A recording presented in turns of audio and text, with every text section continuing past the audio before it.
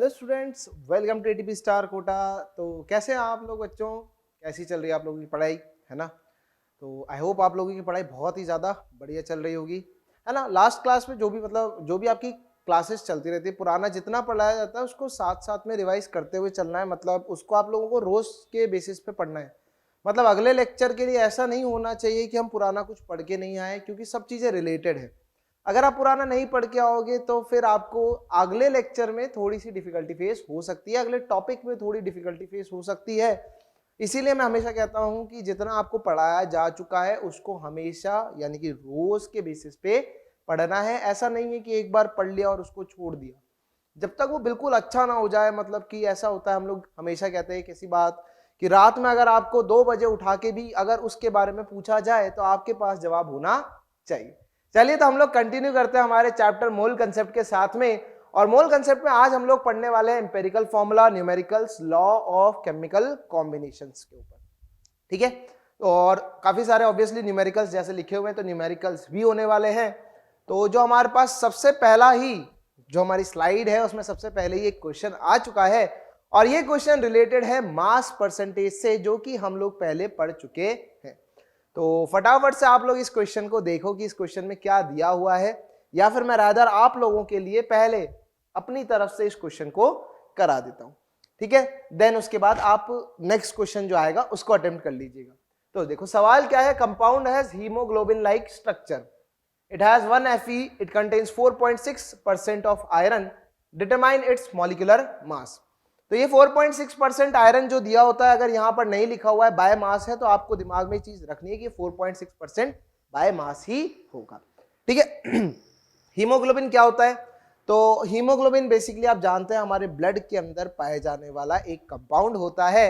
और काफी बार हम लोग हीमोग्लोबिन का टेस्ट भी मतलब ब्लड टेस्ट कराते हैं तो उसमें हीमोग्लोबिन का काउंट आता है ना? हीमोग्लोबिन का ही काउंट आता है ना? हाँ, हीमोग्लोबिन का ही काउंट आता है। और एक अच्छी रेंज जो होती है जनरली एक अच्छी बॉडी के हिसाब से बताई जाती है कि 12 से 14 के या 12 से 15 के आसपास होना चाहिए। और अगर इससे कम है तो थोड़ा अपने डाइट को अच्छा करें, है ना? तो एक कंपाउंड है जिसका हीमोग्लोबिन लाइक स्ट्रक्चर है। तो आप में से काफी सारे ऐसे सोच रहे होंगे कि हमें तो हीमोग्लोबिन के बारे में पता ही नहीं है, तो फिर उस कंपाउंड के बारे में भी कैसे पता चलेगा जिसका हीमोग्लोबिन जैसा स्ट्रक्चर है? हमें उस हीमोग्लोबिन के स्ट्रक्चर की यहाँ जरूरत नहीं है, हमें यहाँ पर उस हीमोग्लोबिन के स्ट्रक्चर की जरूरत नहीं है। लेकिन जो भी वो हीमोग्लोबिन जैसा स्ट्रक्चर है, यानी कि जो भी हमारा कंपाउंड है, देखो भाई मैं बना देता हूं आपके सामने, ये हमारा कंपाउंड है, ये हमारा कंपाउंड है। और इस कंपाउंड के अंदर हमें एक चीज बता दी गई है कि इस कंपाउंड के एक मॉलिक्यूल में एक आयरन का जो एटम है वो प्रेजेंट है। एक आयरन का जो एटम है वो क्या है? प्रेजेंट है। बहुत बढ़िया, बहुत बढ़िया। चलिए, इसके अलावा हमें बता रखा है कि जो आयरन का परसेंटेज है, बाय मास परसेंटेज है, वो 4.6% है। बोला जा रहा है कि चलिए आप हमें उस कंपाउंड का मॉलिक्यूलर मास बताइए। तो थोड़ा सा मैं आप लोगों को मास परसेंट के बारे में रिकॉल कर देता हूं कि कैसे हम लोगों ने मास परसेंट कैलकुलेट किया था। लाइक आपके पास एक कंपाउंड था AXBY टाइप का, तो अगर मुझे परसेंटेज ऑफ ए कैलकुलेट करना था तो मैंने आपको बताया था x इंटू मोलर मास लेना चाहो तो मोलर मास ले लीजिए, नहीं तो atomic mass of A divided by molecular mass of compound, molecular mass of compound into 100। यही हमने क्या पढ़ा था? परसेंटेज बाय मास का फॉर्मूला पढ़ा था, और इसी को हम लोग क्या करने वाले हैं? इस्तेमाल करने वाले हैं। जहां पर ये x क्या होता था? इंडेक्स होता था। करेक्ट, x क्या होता था हमारे पास? इंडेक्स होता था कि एक मॉलिक्यूल में एक एक कितने एटम्स प्रेजेंट है। चलिए, तो और अच्छी बात हो गई। अब इस फॉर्मूले को यहां लगाना है, तो देखो हमें आयरन का परसेंटेज दे रखा है जो कि हो जाएगा 4.6%। That must be equal to x क्या होगा यहां पर? अब आपके पास जो भी ये कंपाउंड का फॉर्मूला बनेगा ABCDXYZ, उस फॉर्मूले में कहीं ना कहीं आयरन आएगा। अगर उसके अंदर आयरन प्रेजेंट है तो मॉलिक्यूलर फॉर्मूले के अंदर आयरन आपको जरूर देखने को मिलेगा, और उस आयरन का जो इंडेक्स होगा वो कितना होगा? क्या आप मुझे बता सकते हो? क्या आप मुझे बता सकते हो उस आयरन का इंडेक्स क्या होगा? आपके सामने लिखा हुआ है, इट हैज 1 Fe, मतलब उस फॉर्मूले के अंदर आयरन का इंडेक्स 1 होगा। जब भी उस फॉर्मूले को बनाया जाएगा, जो भी उसका फॉर्मूला होगा AXBY CZ, तो उसमें जो आयरन होगा ना उसके नीचे आपको क्या देखने को मिलेगा? 1, क्योंकि एक मॉलिक्यूल में एक ही आयरन का एटम प्रेजेंट है। बहुत बढ़िया। तो हमें x पता चल चुका है जो कि हो जाएगा 1। आयरन का एटॉमिक मास आपको याद होना चाहिए, that is 56 divided by molecular mass of compound, यही हमें निकालना है इनटू 100। सॉल्व कर लीजिए और यहां से आपको पता चल जाएगा molecular mass of the compound. देखो मैंने पहले भी कहा है, अभी भी कहूंगा, कैलकुलेशंस को छोड़ना नहीं है कि सर ने नहीं सॉल्व करी तो हम भी क्यों करें, नहीं भाई, गलत बात। मैंने आपसे पहले भी कहा है मैक्सिमम टाइम्स हमारे कॉम्पिटिटिव एग्जाम्स के अंदर कैलकुलेशंस इजी रहती है, ऐसे ही नंबर दिए जाते हैं जो कैंसिल आउट हो जाए, लेकिन कभी काफी बार एक्चुअली में ऐसा देखा गया है कि जो क्वेश्चंस आते हैं उनके अंदर टीडीएस कैलकुलेशन चली जाती है और आपको उस टीडीएस कैलकुलेशन को सॉल्व करना पड़ेगा। तो अगर आप प्रिपेयर नहीं रहेंगे तो आपका माइंडसेट भी वैसा नहीं बनेगा, और माइंडसेट नहीं बनेगा तो फिर उस समय जाने पर, मतलब उस समय पर आपको कैलकुलेशन में दिक्कत आएगी।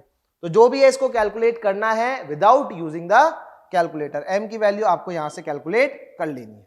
ओके, तो ये हो जाता है हमारे पास पहला सवाल। अब नेक्स्ट सवाल की तरफ बढ़ते हैं, तो जितना लिखा हुआ है कॉपी कर लीजिए इसको और बढ़ जाते हैं हम लोग नेक्स्ट क्वेश्चन की तरफ। ओके चलो, नेक्स्ट हमारे पास जो क्वेश्चन आता है, अब आप लोग इस सवाल को देखिए एक बार, आप लोग अपनी तरफ से इस सवाल को कोशिश करिए कि कैसे इसको सॉल्व किया जा सकता है।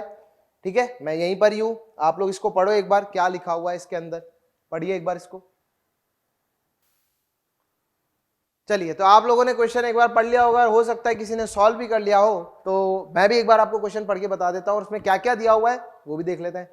Insulin contains 3.4% sulphur by mass. अच्छा, आप लोगों को चलो थोड़ी सी ऐसे ही ज्ञान की बात बता देता हूं। इंसुलिन, आप जानते हैं इंसुलिन क्या होता है? आप लोगों ने एक बीमारी होती है जो जनरली आजकल काफी ज्यादा पाई जाती है, दैट इज बेसिकली शुगर।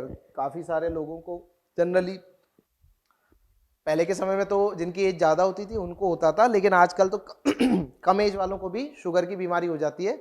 तो शुगर की बीमारी में होता क्या है, थोड़ा सा मैं बता देता हूँ जितना मुझे पता है, बायोलॉजी का स्टूडेंट नहीं फिर भी। तो शुगर की बीमारी में एक्चुअली क्या होता है, हमारे टिश्यूज को शुगर की जरूरत होती है, हमारे टिश्यूज को क्या, ग्लूकोज की जरूरत होती है, और वो ग्लूकोज की जो सप्लाई होती है वो ब्लड करता है। तो ब्लड से जो टिश्यूज के अंदर ग्लूकोज जाता है वो वाया जाता है इंसुलिन। इंसुलिन के थ्रू ये काम होता है, मतलब इंसुलिन हमारा इंटरमीडिएटर का काम करता है जो ब्लड से शुगर को कहां पहुंचाता है, टिश्यूज के अंदर पहुंचाता है। लेकिन क्या होता है, किसी किसी की बॉडी में ये इंसुलिन का लेवल घटने लग जाता है। किसी किसी की बॉडी में क्या होता है, इंसुलिन का लेवल घटने लग जाता है। जैसे जनरली अभी जो जनरल शिकायत आती है शुगर की, वो आती है कि शुगर बढ़ रही है। तो उसका लॉजिक क्या है वो भी समझो, कि इंसुलिन क्या होने लग जाता है, कम होने लग जाता है। अब इंसुलिन कम होने की वजह से क्या होता है, जो ब्लड के अंदर शुगर है वो उतना ज्यादा ट्रांसफर नहीं हो पाता है किसके अंदर, टिश्यूज के अंदर। इसी वजह से आप देखना ब्लड पेशेंट जो ब्लड मतलब जो शुगर से क्षतिग्रस्त होते हैं, मतलब जो शुगर से डील कर रहे होते हैं, जो शुगर से बीमारी में होते हैं, वो बेसिकली उनके कहीं ना कहीं पेन रहता है बॉडी में ना। तो पेन इसीलिए रहता है क्योंकि टिश्यूज को सही मात्रा के अंदर शुगर पहुंच नहीं पा रही है, जनरली ये रहता है। ठीक है, तो होता यह है कि इंसुलिन का काम होता है ब्लड से शुगर को टिश्यूज में पहुंचाना। जैसे इंसुलिन का लेवल कम होता है तो ब्लड के अंदर शुगर का कंटेंट क्या होने लग जाता है, बढ़ने लग जाता है, और उसी को बोला जाता है कि शुगर बढ़ रखी है ना। उसी को क्या बोलते हैं हम लोग, शुगर बढ़ रखी है। और फिर आप लोगों ने देखा भी होगा कि जिनको शुगर की प्रॉब्लम होती है वो इंसुलिन का एक इंजेक्शन लेके चलते हैं, ऐसे यूं करते हैं ठक से, मतलब यहाँ कहीं लगाते हैं, मुझे भी नहीं पता, यहाँ लगा लेते हैं, ठक से लगा लेते हैं। तो वो क्या होता है, इंसुलिन को वापस लाने के लिए। ओके, चलो वापस आ जाते हैं क्वेश्चन पे। तो इंसुलिन के अंदर 3.4% सल्फर बाय मास होता है। What will be the minimum molecular weight of insulin? तो अगेन जो पिछला क्वेश्चन था उससे ही कुछ रिलेटेड है, मॉलिक्यूलर वेट पूछा हुआ है, सल्फर का मास परसेंट दिया हुआ है। आप लोगों में से बहुत सारों ने एक चीज तो पता कर ली होगी कि यहां पर कोई एक ऐसा डेटा है जो मिसिंग है।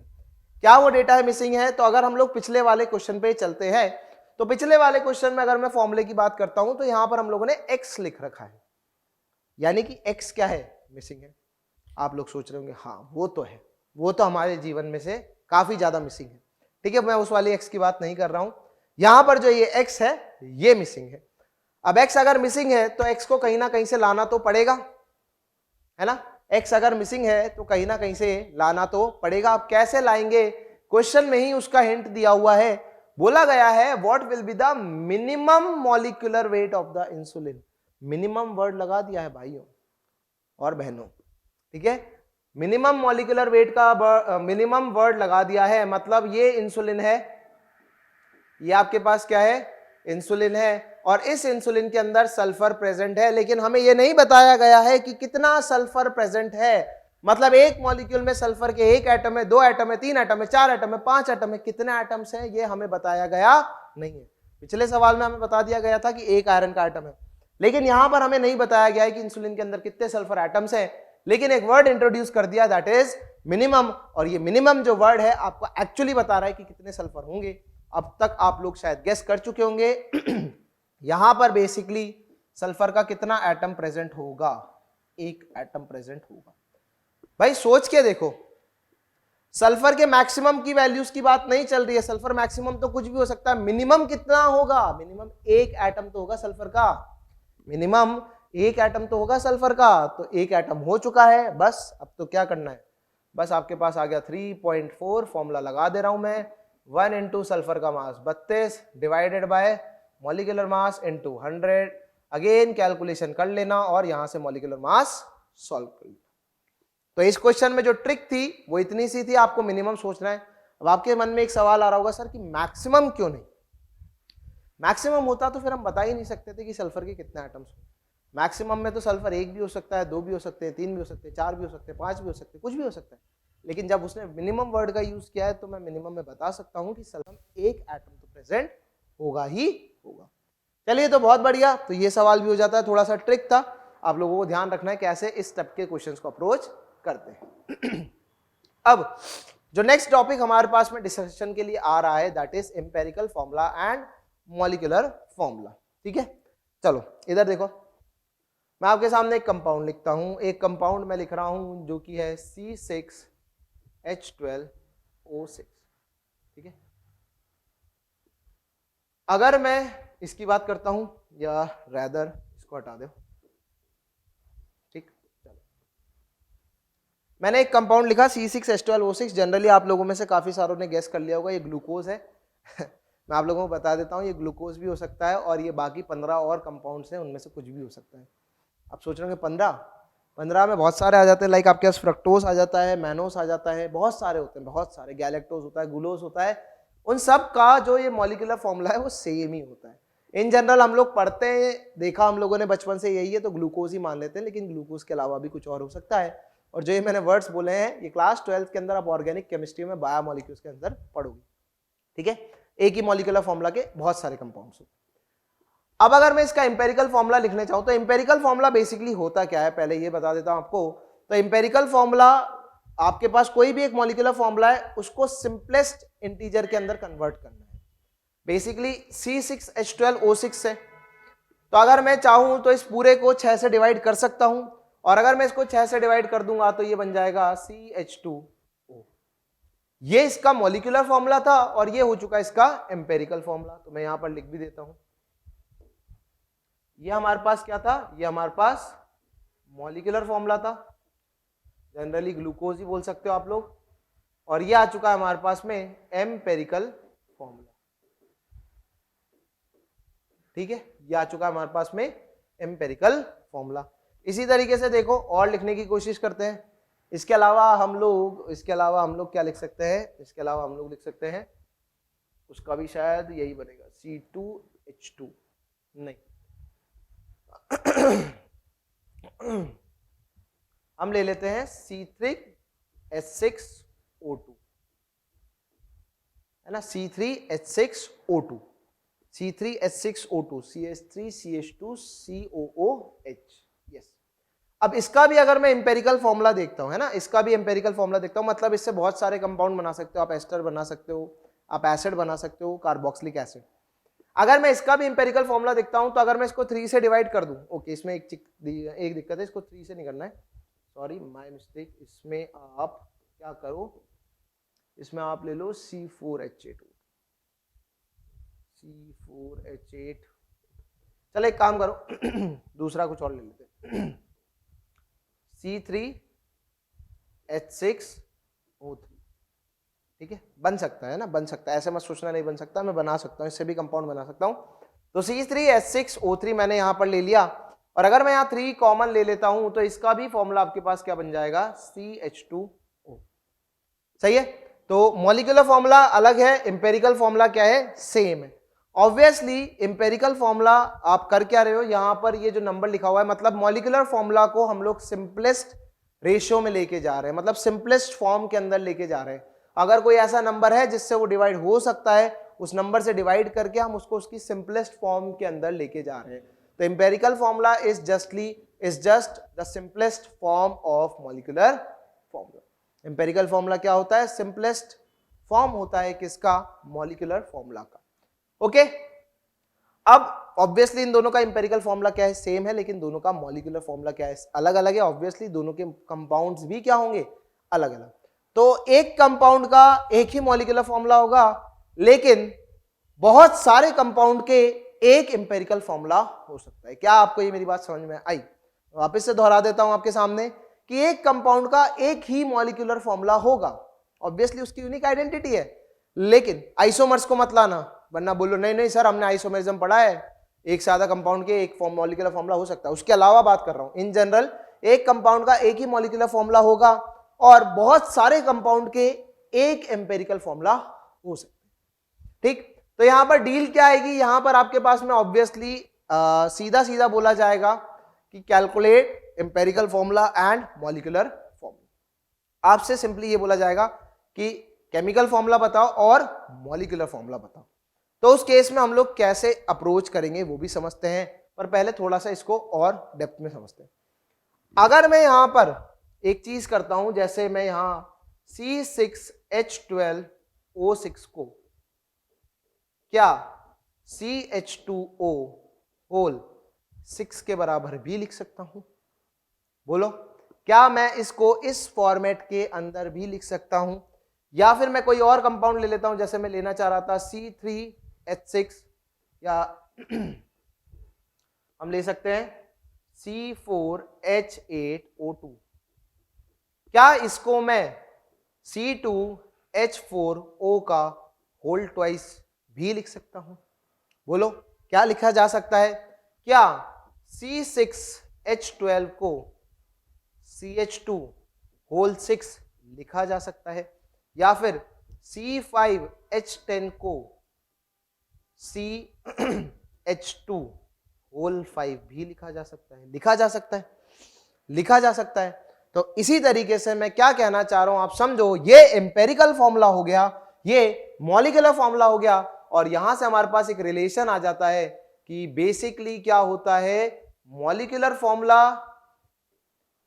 Formula is equals to empirical formula, molecular formula is equals to empirical formula whole n times, जहां पर n मिनिमम कितना हो सकता है? 1 हो सकता है, और ऑब्वियसली एक नेचुरल नंबर ही रहने वाला है।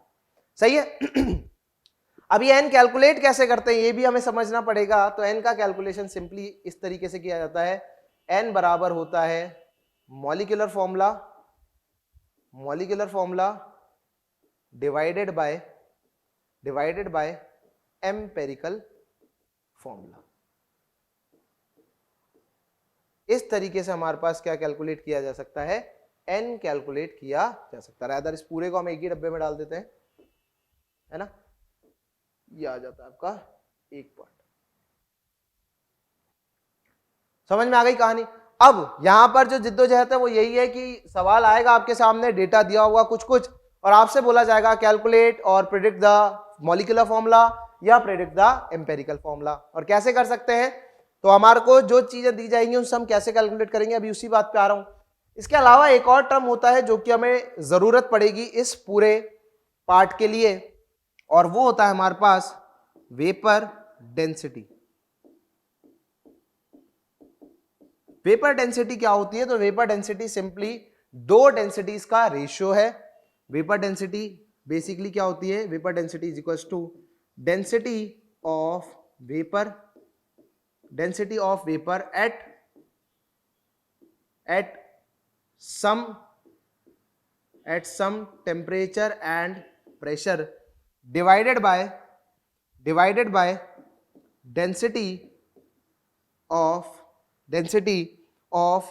Reference gas. ठीक है, तो वेपर का मतलब आप लोग समझ सकते हो, वेपर का मतलब यहां गैस की बात हो रही है।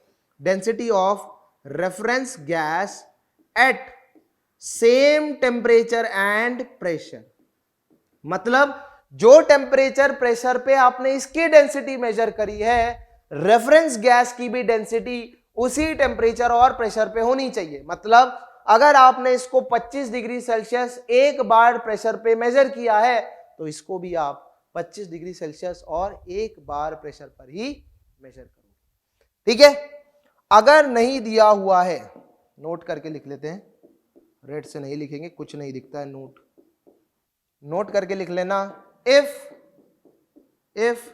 reference gas is not given, if reference gas is not given, then H2 is considered, then H2 is considered as reference gas। H2 को ही क्या मान लिया जाता है, H2 को ही मान लिया जाता है रेफरेंस गैस, और इस वजह से वेपर डेंसिटी का जो फॉर्मूला आ जाएगा वो आ जाएगा density of vapour at some temperature and pressure upon density of reference gas at some temperature and pressure. एक मिनट रुक जाइए जरा, इसके बाद मुझे एक स्लाइड ऐड कर दीजिए, हमें जरूरत पड़ेगी, है ना। डुप्लीकेट और यहां से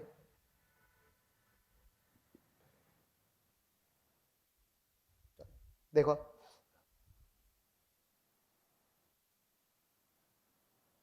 देखो इधर। अब मैं बात करने जा रहा हूं कुछ और। क्या बात करने जा रहा हूं, देखो हम लोगों ने एक इक्वेशन पढ़ी थी जो मैंने आप लोगों को मोल कंसेप्ट के समय पे बता दी थी, मतलब मोल के कैलकुलेशन के समय पे, that is ideal gas equation PV = nRT, है ना, पढ़ी थी। अब एक काम करते हैं, इसमें थोड़ा सा चेंज कर देते हैं। चेंज कैसे करते हैं, हम लोग जानते हैं डेंसिटी क्या होती है, डेंसिटी होती है मास अपॉन वॉल्यूम। डेंसिटी क्या होती है, मास अपॉन वॉल्यूम। और मोल्स क्या होते हैं, मोल्स होते हैं W/m, है ना। या फिर इसको मैं m को, इस m को मैं w से रिप्लेस कर देता हूं, सही है, W/v। लेट सपोज करो आपके पास एक गैस थी जिसका मास कितना था W और इसका मोलर मास कितना था m था, तो ऑब्वियसली डेंसिटी क्या हो जाएगी, मास अपॉन वॉल्यूम, जो भी उसका मास था डिवाइडेड बाय वॉल्यूम, और उसके मोल्स कितने हो जाएंगे, given mass upon molar mass. इन दोनों को उठा के यहां रखो, मतलब वॉल्यूम को मैं रिप्लेस कर रहा हूं किससे, वॉल्यूम को मैं रिप्लेस कर रहा हूं W/d से, और n को मैं रिप्लेस कर रहा हूं W/m से, R/T। इनफैक्ट डेंसिटी का सिंबल ये नहीं होता है, डेंसिटी का सिंबल दूसरा होता है। डेंसिटी इस तरीके से लिखते हैं, रो, है ना, रो लिखते हैं। यहां पर भी चेंज कर दो इसको, यहां रो आ जाएगा, W से W कैंसिल आउट हो जाएगा, क्रॉस मल्टीप्लाई कर दीजिए तो PM बराबर आपके पास क्या आ जाता है, ρRT। फिलहाल ये फॉर्मूला हमारे इधर तो बहुत ज्यादा काम नहीं आएगा, लेकिन गैसियस स्टेट में काफी ज्यादा काम आएगा। तो PM बराबर आ जाता है आपके पास में ρRT, है ना, प्राइम मिनिस्टर बराबर आ जाते हैं ρRT। और यहीं पर अब मैं इसका यूज करने वाला हूं, कैसे, देखो पिछले फॉर्मूले में हम लोगों ने लिखा था density of vapour at some temperature and pressure divided by density of reference gas at same temperature and pressure. तो यहां से मैं लिख सकता हूं वेपर डेंसिटी बराबर किसके होगी, ρ1/ρ2 के। दोनं सेम टेम्परेचर और प्रेशर पे है, तो यहां से मैं ρ1 को कितना लिख सकता हूं, यहां लिख सकता हूं P × m1 divided by RT upon P/m2 divided by RT। यहां पर ये जो m1 और m2 है ये याद रखना मॉलिक्यूलर मास नहीं है, मोलर मास है, ठीक है। तो ये आ जाएगा आपके पास वेपर डेंसिटी, और आप लोग देख पा रहे होंगे प्रेशर प्रेशर RT कट जाएगा, यहां से आपके पास वेपर डेंसिटी का जो फॉर्मूला है वो आ जाएगा कितना, m1/m2। क्योंकि हमारा m2 हाइड्रोजन के बराबर हो गया। अगर हमारा m2 किसके बराबर हो जाता है, दिया हुआ नहीं होता है, जनरली हम लोग इसको हाइड्रोजन ही मानते हैं। अगर गिवन है कोई और गैस तो वो लेंगे, अगर नहीं है तो फिर हाइड्रोजन लिया जाएगा। तो वेपर डेंसिटी का जो आपके पास रिलेशन आ जाएगा दैट इज m1/2, यही आता है हमारे पास वेपर डेंसिटी। अब इसी फॉर्मूले को हम लोग एक मिक्सचर के लिए भी डिफाइन कर सकते हैं। हम लोग एवरेज मोलर मास का कंसेप्ट पढ़ चुके हैं, हम लोग एवरेज मोलर मास का कंसेप्ट पढ़ चुके हैं, जहां पर बहुत सारी अगर आपके पास गैसेस हैं A+, B+, C और इनके मोलर मासेस कुछ हैं, तो उस केस में हम लोग क्या करते हैं, उस केस में हम लोग m एवरेज निकाल लेते हैं। तो vapour density for a mixture of gases, vapour density for a mixture of gases वो किसके बराबर आ जाएगा, वो आ जाएगा आपके पास m average, that is average molar mass divided by 2 अगर हमारा रेफरेंस हाइड्रोजन है। तो यहां पर आप लिख सकते हो vapour density of mixture is equals to m average by. कभी कभार ये भी आपके पास क्या होता है, काम आ जाता है, इसको भी आप लोग हाईलाइट कर लीजिए। क्लियर है? ये पॉइंट आपको समझ में आ चुका होगा। इस तरीके से आपके पास एक और रिलेशन आता है। अब आप बोलोगे इतना सारा बता दिया, इसका इस्तेमाल तो बताओ। तो आ रहे हैं, इसी के इस्तेमाल पे आ रहे हैं। इस्तेमाल कैसे करना है, अब आपको एम्पेरिकल फॉर्मूला के सवाल कैसे आएंगे। एम्पेरिकल फॉर्मूला के सवाल में क्या होगा, आप लोगों को एलिमेंट्स का जनरली मास परसेंटेज दिया जाएगा, है ना। यार अगर मैं इतनी बातें कर रहा हूं तो चलिए सवाल से ही समझ लेते हैं कि कैसे सवालों से अप्रोच करेंगे। चलो तो इसको कॉपी कर लो आप लोग, पता चले आप लोग कॉपी ना कर पाओ, फटाफट से इसको कॉपी कर लो और हम लोग बढ़ जाते हैं नेक्स्ट स्लाइड के ऊपर।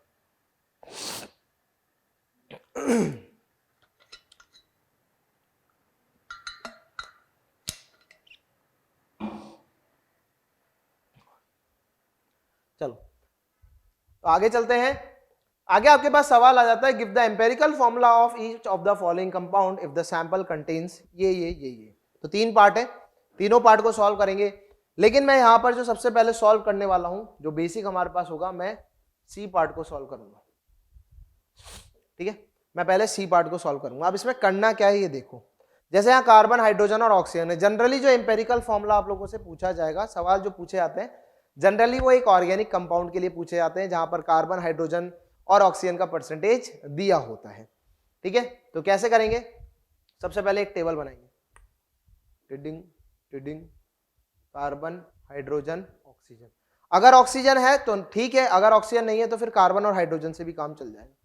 फिर उसके बाद यहां दिया हुआ है हमें परसेंट मास। फिर उसके बाद हम लोग क्या निकालेंगे, उसके बाद हम लोग निकालेंगे मोल्स, और फिर उसके बाद में हम लोग निकालेंगे सिंपलेस्ट रेशियो, मोल्स का सिंपलेस्ट रेशियो। ठीक है, देखो आप कैसे करेंगे। कार्बन का मास परसेंटेज हमें कितना दिया हुआ है, कार्बन का मास परसेंटेज दिया हुआ है हमें 40, इसका दिया हुआ है 6.7 और इसका दिया हुआ है 53.3। ठीक, तो मास परसेंटेज हम लोग ऑलरेडी पढ़ चुके हैं, उस पर सवाल भी कर चुके हैं। अब मास परसेंटेज से मैं क्या करूंगा, मोल्स निकालूंगा। ऑब्वियसली आप इस पूरे को सम करोगे तो ये 100 ग्राम आ जाएगा, है ना। जब भी आप मास परसेंटेज को सम करोगे तो ऑब्वियसली वो 100 आ जाएगा। तो लेट्स से ये जो भी कंपाउंड था, जो भी इनसे मिलके बनने वाला कंपाउंड था, जो भी इनसे मिलके बनने वाला कंपाउंड था, उसका कितना ले लिया मैंने, 100 ग्राम। अब जब मैंने 100 ग्राम ले लिया तो ये 40 ग्राम हो गया, ये 6.7 ग्राम हो गया और ये 53.3 ग्राम्स हो जाएगा। अब मुझे बताओ, क्या आप अगर मास पता है तो मोल्स निकाल सकते हो? यदि आपको मास पता है तो क्या आप मोल्स निकाल सकते हो? बिल्कुल निकाल सकते हैं। क्या दिक्कत है मोल्स निकालने में, क्या दिक्कत है? मास पता है डिवाइडेड बाय मोलर मास, मास पता है डिवाइडेड बाय मोलर मास, मास पता है डिवाइडेड बाय मोलर मास। सही है, सही है, ये आ जाएगा। अब एक काम करो, इसका नेक्स्ट उस पर लिख देता हूं। अब जब मैं इसको सॉल्व करूंगा, ठीक है, जब मैं इसको सॉल्व करूंगा तो सॉल्व करने पर ये वैल्यू कितनी आ जाएगी, 40/12 है ना। तो 12 3 जा 36 होता है, तो ये वैल्यू आपके पास में आ जाएगी 3.33 इक्वल टू, ये वाली वैल्यू 6 डिवाइडेड बाय 1 ही है तो ये आ जाएगा 6.7, और ये आपके पास 16 3 जा 48 होता है, तो ये भी वैल्यू जो है वो आ जाएगी आपके पास 3.33 आ जाएगी। मोल्स आ गए। अब आपको क्या करना है, अब आपको क्या करना है, देखो मैं यहाँ स्टेप्स नहीं लिखा रहा हूं क्योंकि स्टेप्स से ज्यादा अच्छा है कि आप सवाल को समझो, है ना। यहाँ पर आपको क्या करना है, अब यहाँ पर आपको कैलकुलेट करना है सिंपलेस्ट रेशियो, क्योंकि इंपेरिकल फॉर्मूला भी क्या होता है, इंपेरिकल फॉर्मूला भी सिंपलेस्ट रेशियो ही होता है, और हमें सिंपलेस्ट रेशियो निकालने के क्या करना पड़ेगा, तो जो काम इंपेरिकल फॉर्मूला में किया था वही काम आपके पास सिंपलेस्ट रेशियो में करना है। देखो फिलहाल यहां पर जो नंबर है वो फ्रैक्शनल वैल्यूज है, अगर ये इंटीजर वैल्यूज होती मुझे कोई दिक्कत नहीं थी, यही मेरा आंसर हो जाता। अगर ये इंटीजर वैल्यूज होती तो मेरा यही आंसर हो जाता, लेकिन ये इंटीजर वैल्यूज नहीं है, ये फ्रैक्शनल वैल्यूज हैं, और मुझे जो सिंपलेस्ट रेशियो चाहिए वो एक इंटीजर वैल्यूज होनी चाहिए। तो इस पूरे में सबसे छोटा नंबर ढूंढो, जो भी आपके पास वैल्यूज आई हैं मोल्स की, उन सब में सबसे छोटा नंबर ढूंढो और पूरे को सबसे छोटे नंबर से डिवाइड कर दो, तो 3.33 से डिवाइड करूंगा तो ये हो जाएगा 1, 6.7 बेसिकली 6.66 ही होता है, तो 3.33 से डिवाइड करोगे तो 2 आ जाएगा और ये आ जाएगा 1। आपके पास जो फॉर्मूला बन के आएगा वो क्या आएगा, CH2O। क्या आ जाएगा आपके पास में, CH2O। अब ऑब्वियस सी बात है, अगर आप इसके 1 मोल का मास देखोगे तो 1 मोल का मास क्या आने वाला है आपके पास, एम्पेरिकल मास आ जाएगा। अच्छा एक चीज और मैं चेक कर लेता हूं, मैंने सही लिखा था, empirical mass upon molecular mass ही लिखा था ना, ओ यहाँ गलती कर दी थी मैंने बाय मिस्टेक। ये एम्पेरिकल फॉर्मूला, अच्छा एन यहाँ पर ये मॉलिकुलर फॉर्मूला नहीं होता है, ये मॉलिकुलर फॉर्मूला नहीं होता है, ये मॉलिकुलर मास होता है, जल्दी जल्दी में लिख दिया। और ये भी आपके पास एम्पेरिकल मास होता है, ठीक है, molecular mass divided by empirical मास होता है, जल्दीबाजी में लिख दिया। ओके, तो यहां से आपके पास में क्या आ जाएगा, यहां से आपके पास में सबसे पहला ये वाला फॉर्मूला आ जाएगा। क्लियर है? क्या आपको मेरी ये बात समझ में आ गई है? ये बात आपको समझ में आ गई कि CH2O कैसे आया? करना क्या है, जनरली आपको जो ये पार्ट सी है इसी फॉर्मेट में दिया होगा। पार्ट ए और पार्ट बी तो बहुत आसान हो जाते हैं, लाइक पार्ट ए और पार्ट बी में तो कुछ करना ही नहीं है, पार्ट बी में तो थोड़ा सा फिर भी कुछ करना है कि आपको मोल्स निकालने हैं। पार्ट ए में तो आपको कुछ नहीं करना है, यहां तो सीधे मोल्स दे दिए हैं, यहां तो आपको सीधे क्या दे दिए, मोल्स ही दे दिए हैं, तो फिर इसमें तो कुछ करना ही नहीं है। तो फटाफट से अब आप एक काम कीजिए, इतना कॉपी करिए, वीडियो को पॉज करो और अब आप लोग पार्ट बी को सॉल्व करेंगे। पहले सेम मेथड, यहां पर ध्यान रखो मास परसेंटेज नहीं दिया है, सीधा मास ही दिया है, तो सीधे मास से तो तुम मोल्स निकाल ही सकते हो। और यहां पर तो डायरेक्टली क्या दे दिए, मोल्स, तो सिर्फ मोल्स से आपको क्या निकालना है, सिंपलेस्ट रेशियो। तो मैंने आपको एक हिंट दे दिया है, वीडियो को पॉज करो और क्वेश्चन को सॉल्व करो। चलिए, तो आप लोगों ने सॉल्व कर लिया होगा ऑप्शन बी, और मतलब part B and part A जरूर सॉल्व कर लिया होगा। तो चलिए पार्ट बी की तरफ बढ़ जाते हैं। वैसे देखा जाए तो जो पार्ट सी था वही सबसे ज्यादा नंबर ऑफ केसेस वाला था, मतलब ज्यादा स्टेप्स रिक्वायर्ड थे। बाकी इन दोनों में तो नंबर ऑफ स्टेप्स कम होते जाएंगे। जैसे मैं अगर बी की बात कर लेता हूँ, तो बी के अंदर आपके पास जो आयरन है इसके मोल्स आ जाएंगे आपके पास में कितने, आयरन के मोल्स आ जाएंगे, इसका मास जो कि दिया हुआ है 11.66, ये दिया हुआ है 11.66 डिवाइडेड बाय इसका मोलर मास। आयरन का मोलर मास मैं आपको बता चुका हूं पहले भी, जो कि होता है 56। इस वैल्यू को अगर आप सॉल्व करेंगे तो लमसम ये वैल्यू आ जाती है 0.2 के पास में। और इसी तरीके से मैं ऑक्सीजन के मोल्स निकालता हूं, तो ऑक्सीजन का मास दिया हुआ है 5.01 डिवाइडेड बाय 16, तो ये वैल्यू आ जाती है आपके पास में 0.3। तो अगर आयरन के मोल्स की बात करें और ऑक्सीजन के मोल्स की बात करें तो ये आ गया आपका 0.2, ये आ गया 0.3, डेसिमल हटा दो, सिंपल नंबर बन जाएगा, सिंपल रेशियो आ जाएगा। तो सिंपल रेशियो के हिसाब से फॉर्मूला बन जाएगा Fe2O, ये आ जाएगा आपके पास एम्पेरिकल फॉर्मूला। और लास्ट हमारे पास में आ जाता है ऑप्शन पार्ट सी, है ना।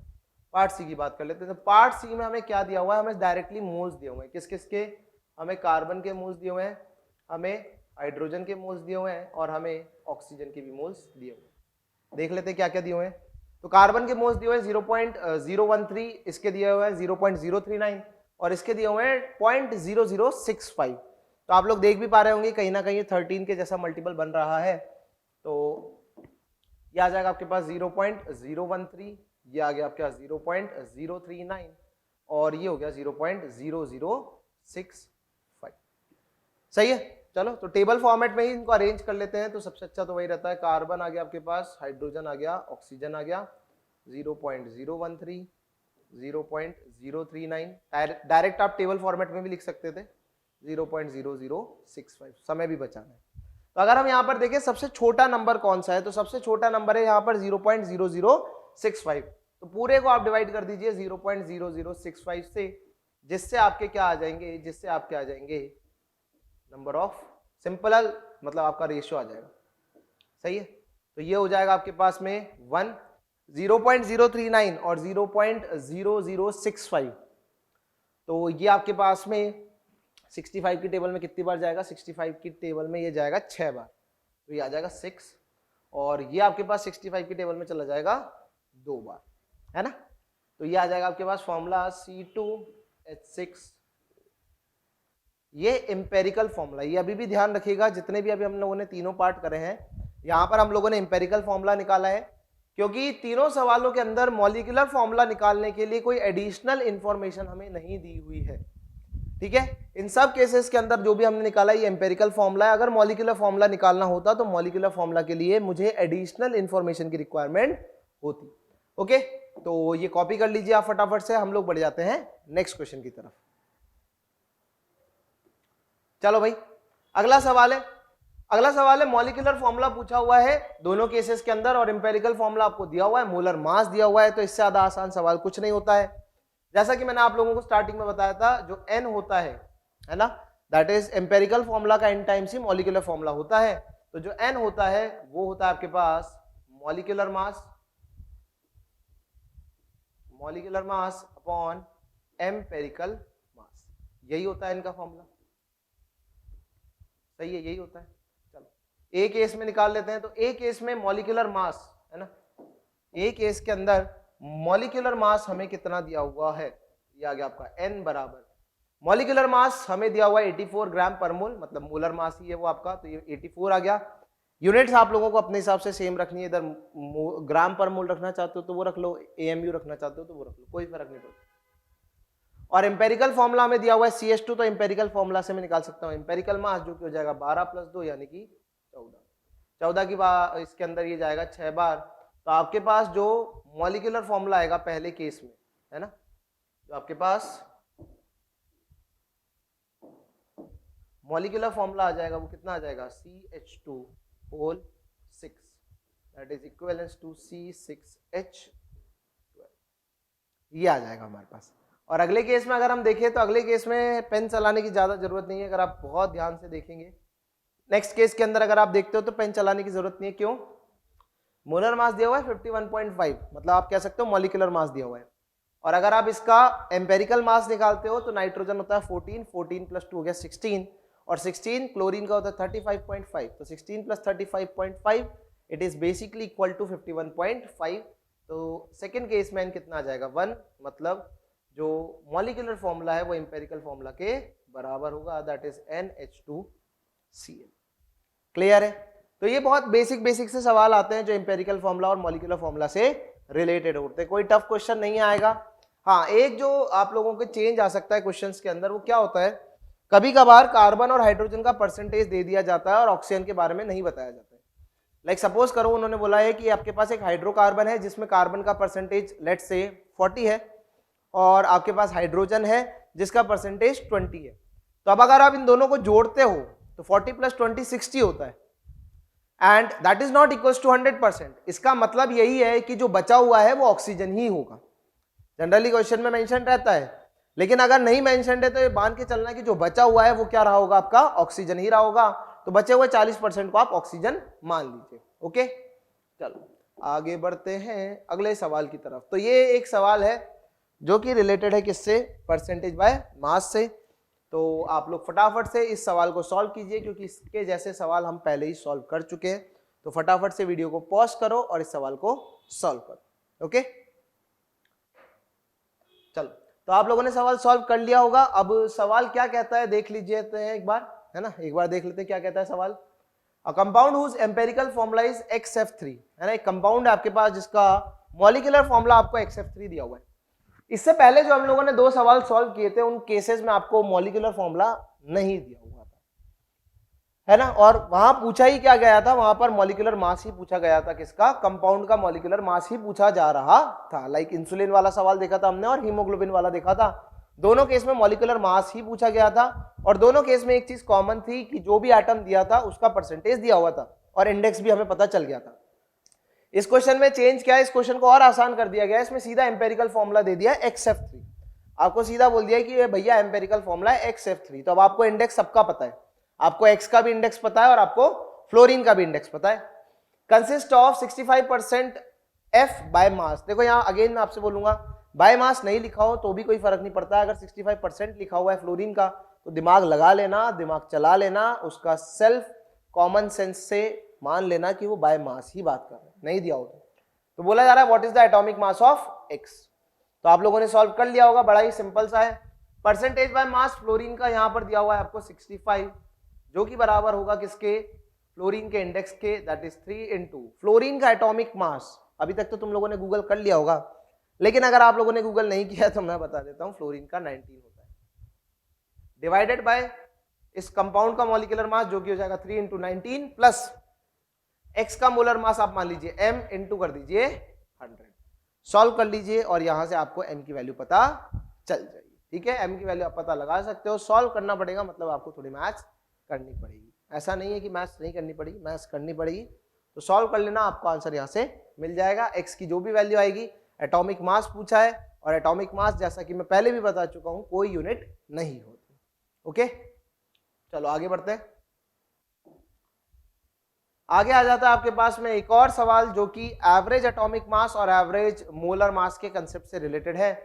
तो फटाफट से आप लोग इस क्वेश्चन को भी ट्राई कीजिए, वीडियो को पॉज कर लेना, वीडियो को पॉज जरूर करें। क्यों ऐसा? इसीलिए क्योंकि अगर आपने वीडियो को पॉज नहीं किया तो मैं तुरंत वापस आ जाऊंगा, है ना, इसीलिए मैं कह रहा हूं वीडियो को पॉज कर लीजिएगा और इसके बाद आप इसको सॉल्व करिए। चलो, तो वीडियो अगर आपने पॉज नहीं करा होगा तो देखा, मैं तुरंत आ जाता हूं।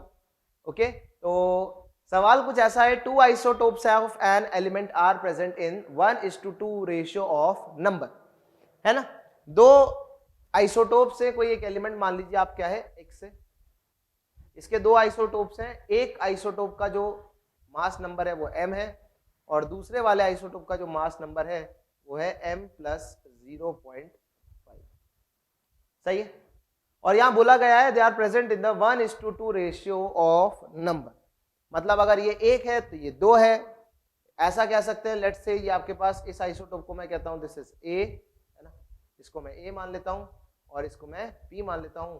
तो सवाल ये कह रहा है कि Na number of A upon number of B जो बराबर है वो किसके है, वो है 1:2,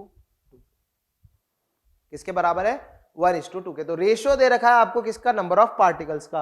अब आप सोच के बताओ, अगर आपको नंबर ऑफ पार्टिकल्स का रेशियो दिया हुआ है, काम करो, इसको A मत मानो, दिक्कत हो जाएगी, इसको आप C मान लो, ठीक।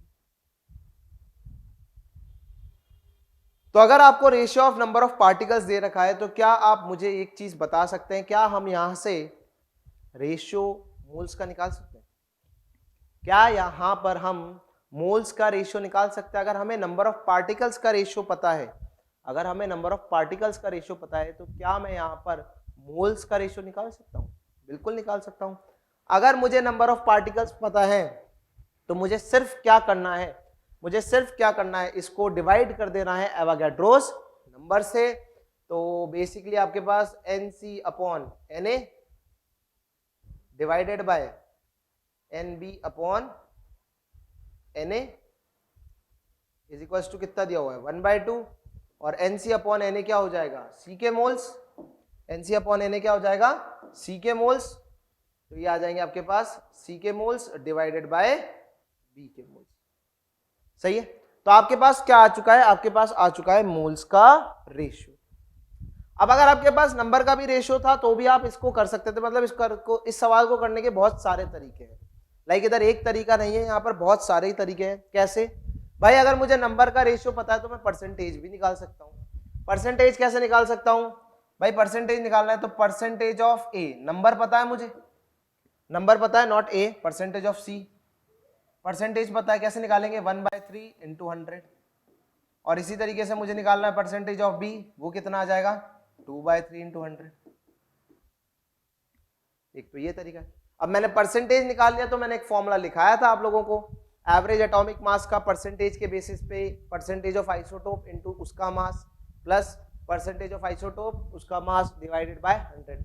या तो वो कर लो या तो वो कर लो, नहीं तो यहां पर एक और तरीका कर सकते हैं, एवरेज एटॉमिक मास, जो कि ज्यादा कन्वीनियंट है क्योंकि इधर तो फोकट का एक कन्वर्जन करना पड़ गया, लेकिन यहां पर कोई फोकट का कन्वर्जन नहीं करना पड़ेगा। यहाँ क्या आ जाएगा, यहाँ आ जाएगा N1 इंटू मैं यहां पर ले लेता हूं C का mass plus N2 into MB divided by N1 plus N2, ऐसा कर सकते हैं। लेकिन अब आपके मन में सवाल आ रहा होगा कि सर हमें तो N1 और N2 पता ही नहीं है। हाँ, आप लोगों को N1 और N2 नहीं पता है, लेकिन आपको N1/N2 का रेशियो पता है, ठीक है, N1/N2 का रेशियो पता है। रादर मैं N1 N2 की जगह क्या लिख देता हूं, मैं यहाँ पर C लिख देता हूँ, ठीक है। ये आ जाएगा आपके पास C, ये आ जाएगा आपके पास B और C और B।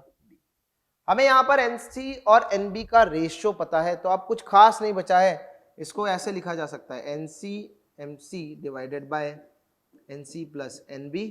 मैंने कुछ नहीं करा है, मैंने सिंपल मैथ्स का इस्तेमाल करा है, MB divided by NC plus NB।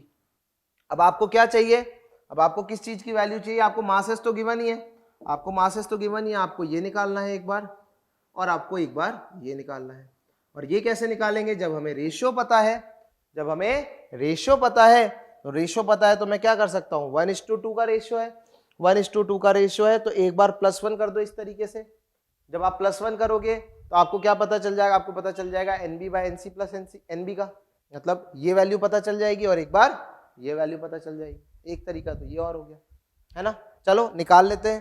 तो यहाँ से अगर मैं इसमें +1 कर देता हूँ तो ये इस तरफ हो जाएगा 3/2, तो रादर मैं लिख देता हूँ 2/3 बराबर आ जाएगा NB upon NB plus NC, और इसको एक बार उल्टा करके +1 और कर देता हूँ, +1 करने पर ये आ जाएगा 1/3 equals to NC upon NB plus NC आ जाएगा।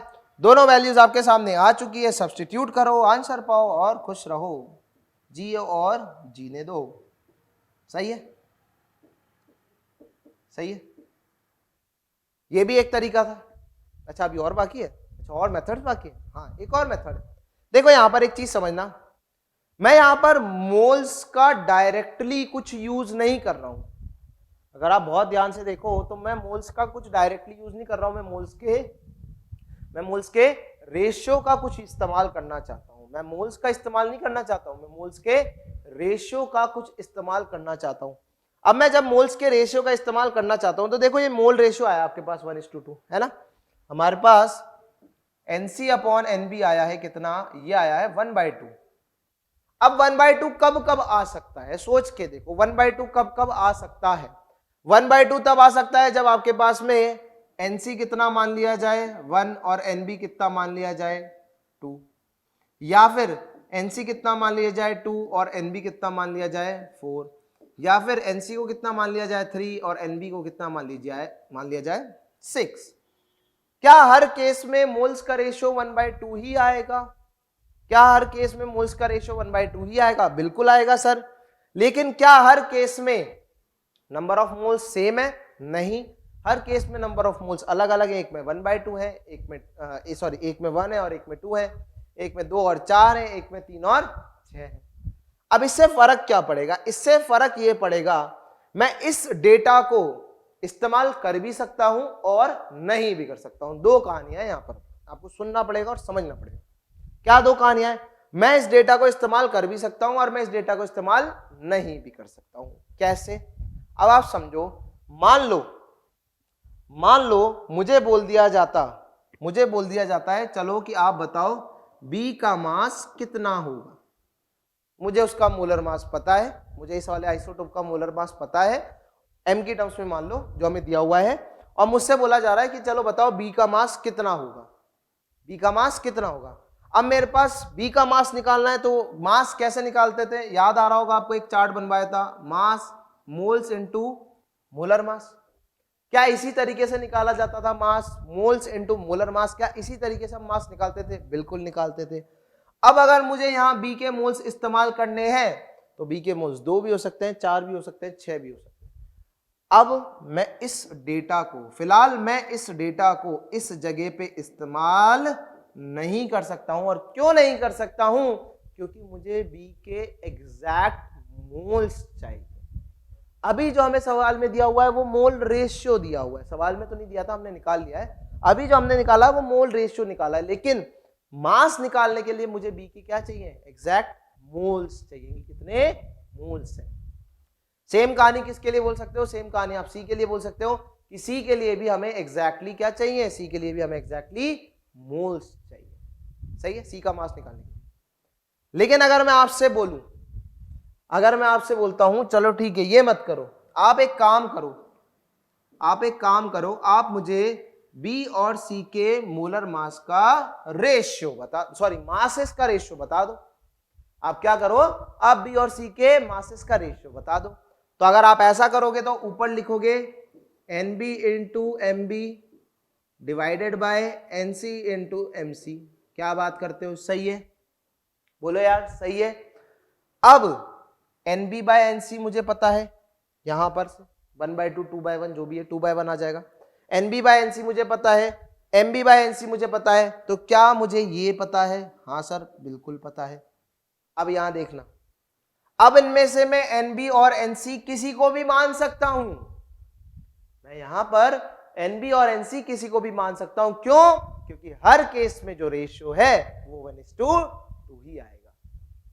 इसका मतलब क्या है, यहां से हम लोगों ने एक बात सीखी है, जहां पर भी रेशियो का यूज करना होगा, जहां पर भी मोल्स बाय मोल्स का रेशियो है, वहां पर आप कुछ भी अज्यूम कर सकते हो। लेकिन जहां पर आपको एग्जैक्ट डेटा की जरूरत है, जहां पर मोल्स बाय मोल्स का रेशियो नहीं है, वहां पर आप इसको इस्तेमाल नहीं कर सकते हो। आप बोलोगे इतनी सारी बातें बताई, क्यों बताइए? इसीलिए बताइए बेटा, क्योंकि अब मैं एवरेज एटॉमिक मास ये सब ना करते हुए कैसे कर सकता था भाई? मोल्स बाय मोल्स का रेशियो ये, ऊपर भी मोल्स है नीचे भी मोल्स है, आप मोल्स बाय मोल्स के रेशियो से भी काम कर सकते हो। मतलब एनसी को 1 मान लो और एनबी को कितना मान लो? 2 मान लो, तो भी आपका आंसर सेम आएगा। अब आप में से कुछ सोच रहे होंगे, चलो ठीक है सर आपने 1 और 2 मान लिया क्योंकि 1 और 2 थे, आप 2 और 4 मानो, मान लो। आप यहां 2 लिखोगे, यहां 4 लिखोगे, या 2 + 4 6 लिखोगे, वापस 2 कॉमन आएगा, कैंसिल आउट होगा, again the condition is going to be same. यहां से एक बात समझना, रेशियो में चीजों को इस्तेमाल करने से कोई फर्क नहीं पड़ता है, क्योंकि रेशियो डेटा पे डिपेंड करता ही नहीं, वो तो सेम ही रहेगा ना भाई। आप 1 2 लो, 2 4 लो, 3 6 लो, रेशियो तो सेम ही रहेगा। लेकिन रेशियो के अलावा अगर कोई चीज पूछी हुई, जैसे कि ये पूछ लिया आपसे किसी ने कि मास बताओ, एग्जैक्ट मास, इतनी सी इंफॉर्मेशन से मैं एग्जैक्ट मास नहीं बता सकता हूं। मैं मासेस का रेशियो बता सकता हूं, लेकिन मैं एग्जैक्ट मास नहीं बता सकता हूं, क्योंकि इंफॉर्मेशन कम है। समझ में आ गई कहानी? क्या आपको मेरी बात समझ में आ चुकी है? तो फटाफट से जितना बोर्ड पे लिखा हुआ है कॉपी कर लो। देखो एक चीज और बता रहा हूं भाई, बोर्ड पे जितना लिखा जाए सब कुछ कॉपी होना चाहिए आपकी नोट्स कॉपी के अंदर। किसी भी दिन अगर चेक करा और अगर नहीं पाया तो देख लेना फिर, ठीक है? तो जितना बोर्ड पे लिखा हुआ है ना वो सब कॉपी करना आपको, फटाफट से कॉपी करो जब तक हम जल का सेवन कर लेते हैं।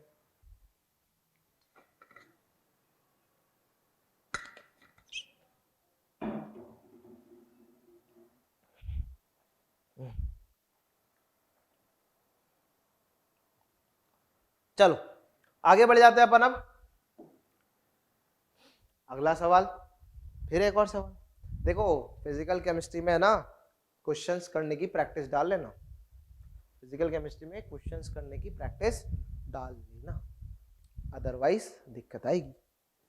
जितने सवाल आप कर सकते हो ना फिजिकल में, उतने करने हैं आपको, जितना कर सकते हो। आपको अपनी लिमिट्स को पुश करना है, तो इस चीज का ध्यान रखें। चलो अगला सवाल हमारे पास आ जाता है चलो मैं नहीं करता हूं, पहले आप लोग करो फिर देखते हैं, ठीक है? एक बार वीडियो को पॉज करो और आप लोग ट्राई करो इसको। चलो आप लोगों ने अटेम्प्ट कर लिया होगा, हो सकता है आप लोगों से हो गया हो सकता है नहीं भी हुआ हो, क्योंकि इस क्वेश्चन के अंदर थोड़ा सा कुछ नई चीज है। यहाँ पर एक्चुअली वॉल्यूम रेशियो जैसा कुछ इस्तेमाल किया हुआ है, तो हो सकता है हो गया हो, नहीं हुआ होगा तो कोई बात नहीं, है ना? चलो देखो, the vapour density of a gaseous mixture, I guess इसका फॉर्मूला मैंने लिखा दिया था, है ना? दिखा देता हूँ आपको, वरना बोलो आज ही के लेक्चर में लिखाया है मैंने, कहाँ गया? ये देखो, ये रहा, vapour density of a mixture of gases, तो मैंने लिखा दिया है। चलो, the vapor density of a gaseous mixture of non-reactive gases A and B is 40। तो बेसिकली आपको वेपर डेंसिटी दे रखी है मिक्सचर की, अच्छी बात है। जब हमें मिक्सचर की वेपर डेंसिटी दे रखी है तो हमें मिक्सचर का एवरेज मोलर मास भी दिया हुआ है, तो फटाफट से जो इन्फॉर्मेशन दी हुई है उसको लिख लेकर।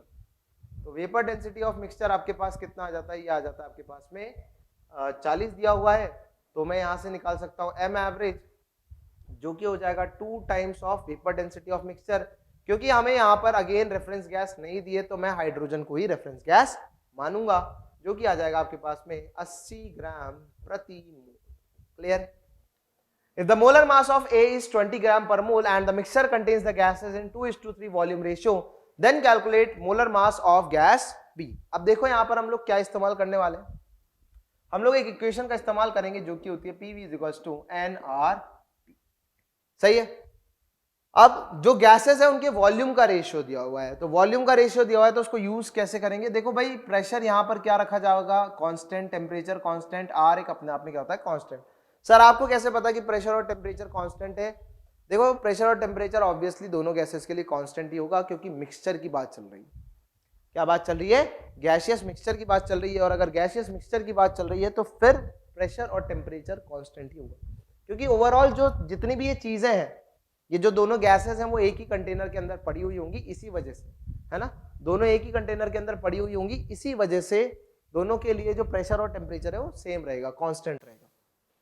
तो यहां से हम बोल सकते हैं V डायरेक्टली प्रोपोर्शनल टू क्या आ जाएगा, N, मतलब वॉल्यूम का रेशियो VA बाय VB बराबर आ जाएगा किसके, NA बाय NB के। और वॉल्यूम का रेशियो हमें दिया हुआ है कितना, 2:3।